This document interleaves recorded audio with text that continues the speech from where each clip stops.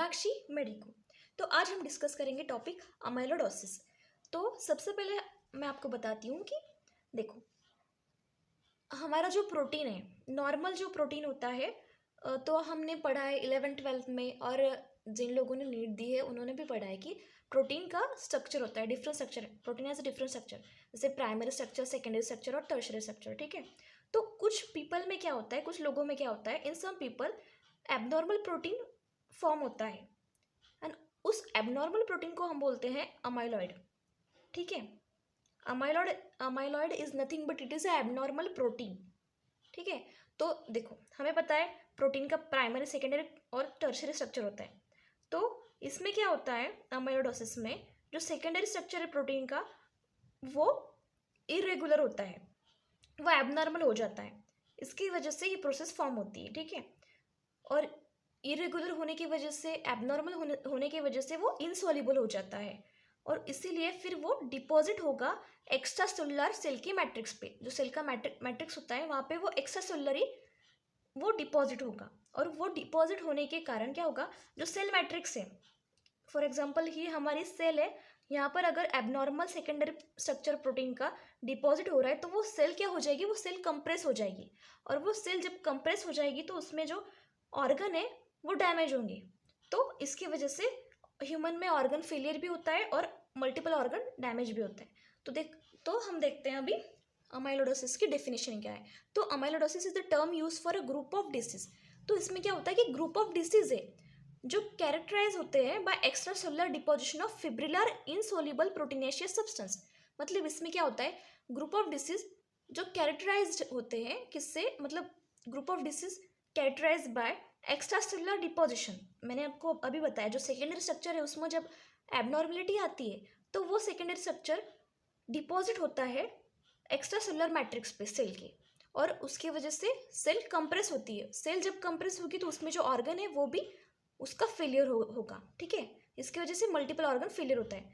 तो ये आ गई डेफिनेशन।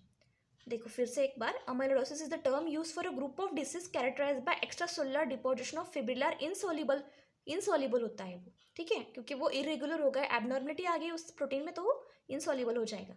इनसॉल्युबल प्रोटीनेशियस सब्सटेंस, उसको हम बोलते हैं अमाइलॉइड, और इस प्रोसेस को हम बोलते हैं अमाइलोडोसिस। ठीक है, तो देखो यहाँ तक तो मैंने आपको बता दिया।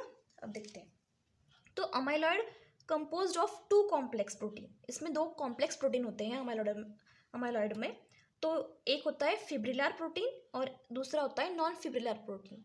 तो फिब्रिलर प्रोटीन होता है 90% प्रेजेंट, और non fibrillar protein is 5% only. ठीक है, तो फिब्रिलर प्रोटीन की कैरेक्टरिस्टिक क्या होते हैं, तो ये जो एक फिब्रिलर प्रोटीन का अगर हमने एक फाइबर लिया तो वो कैसा होगा, वो होगा डेलिकेट, रैंडमली डिस्पर्स होगा और नॉन ब्रांचिंग होगा। ठीक है, और वो सेपरेट होगा बाय क्लियर स्पेस।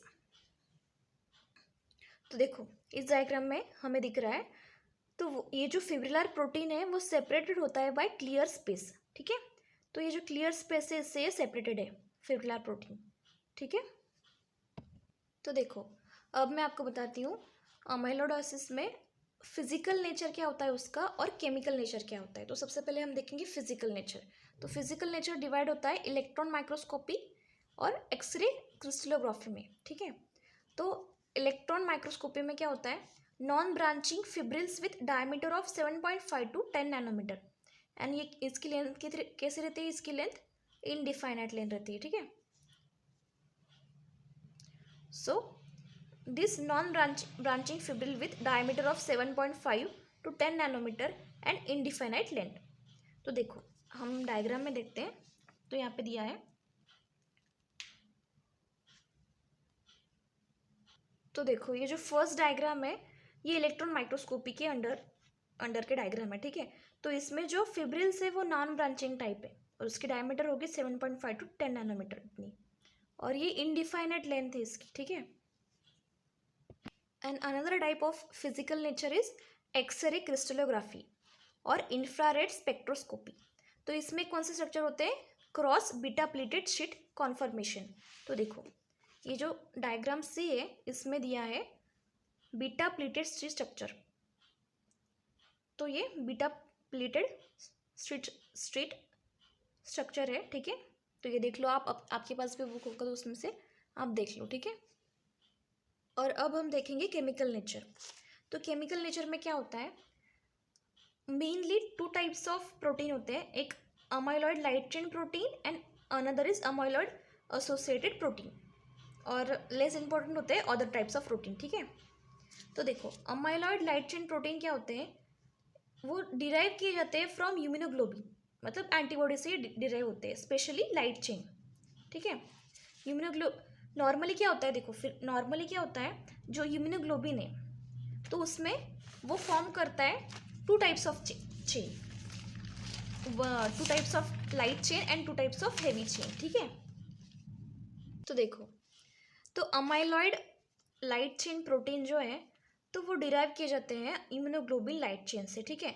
तो amyloid light chain fibril protein is derive from lambda and kappa light chain, और स्पेशली वो लाइट चेन प्रोटीन जो है amyloid light chain protein more frequently derive होते हैं लैम्बडा सेल से देन कप्पा सेल्स, ठीक है। ये आपको याद रखना है, ठीक है। और amyloid light chain protein is derive from amyloid light chain protein जो होते हैं, तो इस टाइप ऑफ प्रोटीन में क्या होता है, जो फिब्रिल प्रोटीन है वो सीन हमें दिखते हैं सिर्फ प्लाज्मा सेल्स में, plasma cells of dyskaryosis and including primary systemic amyloidosis में, ठीक है। Amyloid light chain protein include होते हैं प्राइमरी सिस्टमिक अमाइलोडोसिस में, ठीक है।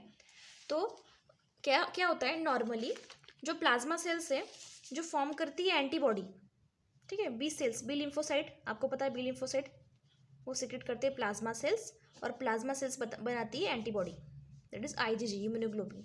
तो ह्यूमनोग्लोबिन क्या करती है, दो लाइट चेन नॉर्मली, ये हम नॉर्मल का देख रहे हैं, तो आईजीजी जो ह्यूमनोग्लोबिन है एंटीबॉडी वो नॉर्मली क्या करती है, टू लाइट चेन फॉर्म करेगी और टू हेवी चेन फॉर्म करेगी, but in multiple myeloma they produce only light chain, मतलब ये एबनॉर्मल कंडीशन है जिसमें सिर्फ वो लाइट चेन प्रोड्यूस करती है, तो इसीलिए हम उसको बोलते हैं light chain protein, amyloid light chain protein, ठीक है। आ गया। और अब सेकेंड टाइप है अमाइलॉइड एसोसिएटेड प्रोटीन, ठीक है।